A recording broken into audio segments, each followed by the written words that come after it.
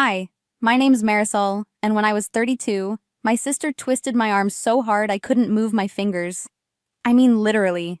My hand went limp, like the wires had been cut. My dad clapped.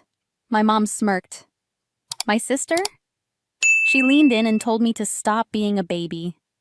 And every guest in our backyard barbecue laughed. I thought it was just another one of their cruel games, until the young woman standing near the patio dropped her paper plate and said, "Call 911." The way the color drained from her face made the air feel heavier than the Houston humidity. The paramedic who arrived minutes later took one look, then whispered to his partner, "Call the police." That's when I knew. This wasn't just about a twisted arm. This was about a family secret I'd been living under for decades. I remember that Sunday like it was tattooed on my bones. The smell of grilled meat mixing with cheap cologne.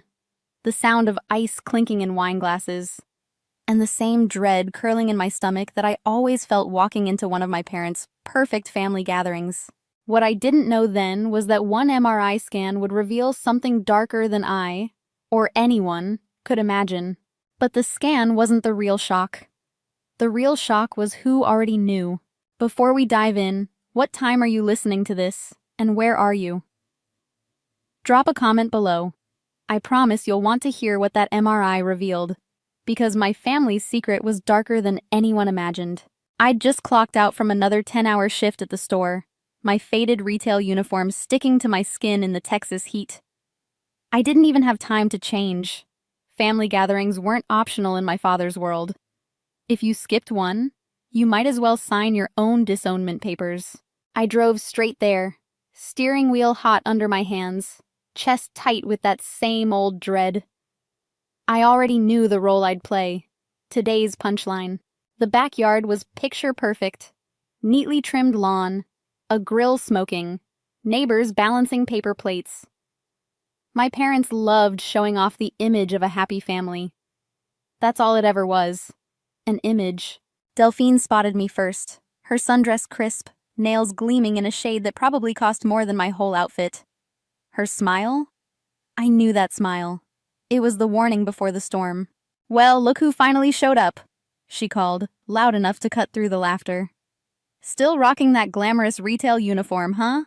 Laughter rippled through the crowd, some amused, some nervous. My cheeks burned. I forced a smile, clutching a cup of lemonade, trying to find a quiet corner. But she followed. "You should thank me, Mari. At least now you're providing the entertainment." Her voice dripped with that sweet, poisonous tone. Before I could step away, her fingers clamped around my arm. "Remember when we used to play this game?" I whispered. "Don't, Delphine." My voice shook. She twisted. Sharp pain shot up my arm, stealing my breath. "Delphine, stop!" She laughed, turning to the crowd. So sensitive as always. More laughter. My father clapped like he was at a ball game. She needed that. Might teach her not to talk back. My mother didn't even look up from her wine. Useless girl, always causing trouble. And there it was. That familiar cocktail of pain and humiliation. The kind that made you want to scream, but also made you believe no one would care if you did. Because in my family, hurt was entertainment. And if you couldn't take a joke, you deserved to be the joke. But this time, someone in the crowd wasn't laughing, and she was about to change everything.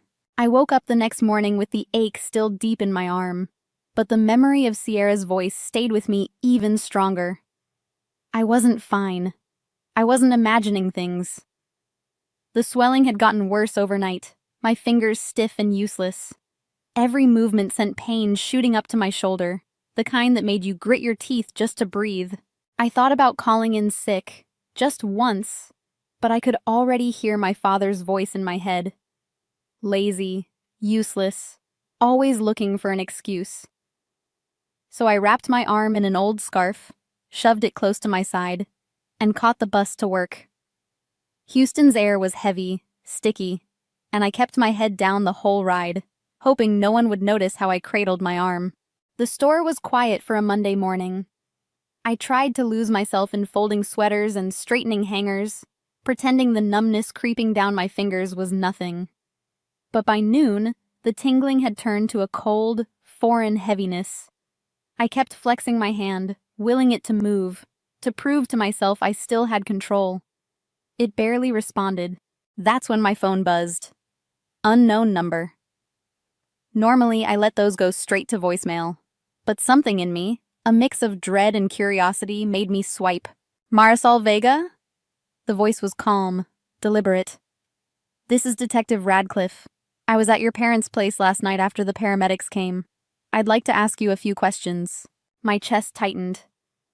No one had ever called me after one of these incidents. What happened in my family stayed in my family. Always. Can we talk after your shift? He asked. I hesitated, scanning the store for some excuse, some way to slip out. But then I heard Sierra's voice in my head. You're not overreacting. Don't let them convince you otherwise. I said yes.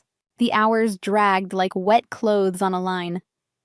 By the time I clocked out, my stomach was twisted in knots. He was waiting outside the store. Plain clothes, badge clipped to his belt, eyes that didn't flinch when they met mine. He offered to walk me to a cafe down the block. We sat in a corner booth, my sling resting awkwardly against the table, the smell of burnt coffee hanging in the air. I watched the party footage, he said without preamble. Multiple guests recorded your sister twisting your arm. Your parents didn't intervene. His voice was calm, but there was steel underneath. Marisol, has this happened before? I stared at my coffee, watching the cream swirl into jagged clouds. My throat felt tight. Since we were kids, I whispered. They always said I was too sensitive, that I needed to toughen up.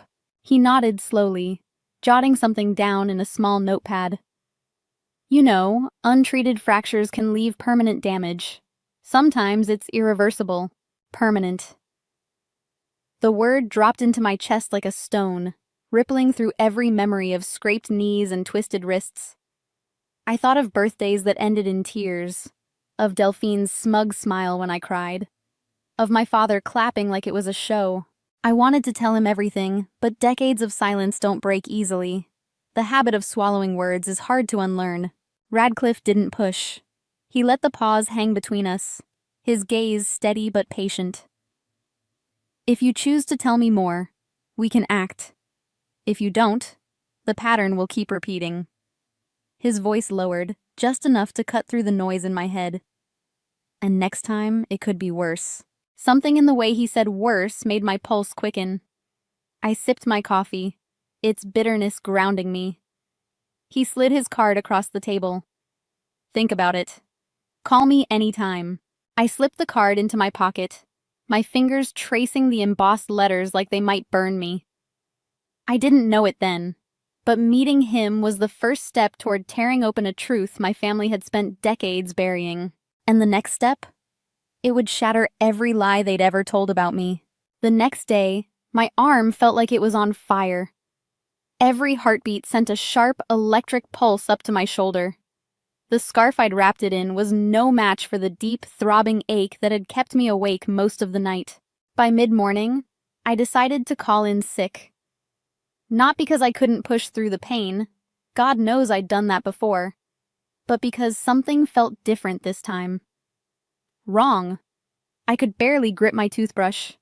Even the weight of a coffee mug felt like it might snap me in half. I sat on the edge of my bed, staring at Detective Radcliffe's card. My thumb traced the raised print. My mind replayed the cafe conversation over and over. His calm, steady voice saying permanent damage. His eyes steady when he asked if this had happened before. By 11 a.m., I'd made up my mind. I dialed his number. He picked up on the second ring. Marisol? Yes, I want to do the MRI. He didn't sound surprised. Good. I'll call Houston General and get it set up. Can you be there in an hour? When I arrived, the hospital's white walls and antiseptic smell hit me like a wall. The fluorescent lights made everything too bright, too sharp. A nurse guided me into a small room, handed me a gown, and helped me secure my arm. Dr. Williams, the neurosurgeon, introduced himself with a firm handshake. We'll take some images, see exactly what's going on in there. His tone was reassuring. but there was a shadow in his eyes I didn't like. The MRI machine hummed like a giant mechanical bee. The sound filled my head as I lay perfectly still, my mind a mess of dread and fragile hope. I tried to picture the results being normal, something easy to fix, but my gut wouldn't let me believe it. When it was over, they wheeled me into a dim consultation room. Dr. Williams returned with another doctor. Patterson, I think. The two of them stood side by side, looking at the monitor. "This," Dr. Williams began, pointing with a pen, "is the fracture you sustained yesterday. It's bad, but treatable." He clicked to another image. "These, however, these are older injuries. Months, maybe years old. Never treated. They've healed unevenly." The words hit like a punch to the chest. "Older?" I asked. My voice sounded too small, even to me. He nodded slowly. "Yes, several breaks and microfractures, all consistent with twisting or blunt force. Some could have caused permanent nerve damage." Before I could process that, the door swung open.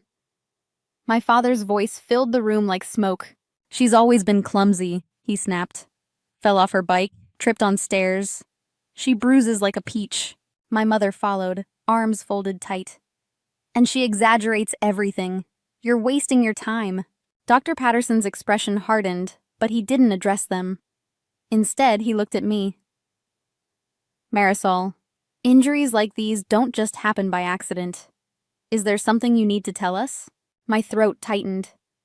Years of swallowed words sat heavy in my chest. I thought of Sierra, of the party, of the laughter. I thought of the little girl I used to be, standing in the yard with scraped knees, hearing the same dismissals. "Yes," I whispered, "since we were kids." The silence that followed felt like the air had thickened. My father's face flushed red, my mother's lips pressed into a thin, white line. Detective Radcliffe stepped into the room then, like he'd been waiting for this moment. "Thank you, Marisol," he said quietly. "That's all we needed." Something shifted in my chest. Fear, relief, grief, twisting together until I couldn't tell them apart. And then Dr. Williams added, his voice calm but firm. "Marisol, this wasn't your fault, and it ends now." But little did I know, my sister wasn't finished yet. Her next move would be the cruelest one yet. By the time the sun slid behind the Houston skyline, the Vega house was glowing under the flash of red and blue lights. 2 squad cars idled out front, radios crackling. Neighbors leaned against their fences, phones half raised, whispering behind their hands. I stood on the sidewalk beside Detective Radcliffe, my arm still in a sling, the hospital band scratchy against my wrist. The air smelled faintly of barbecue from someone's backyard, mixing strangely with the metallic tang of tension. The front door burst open before the officers could knock.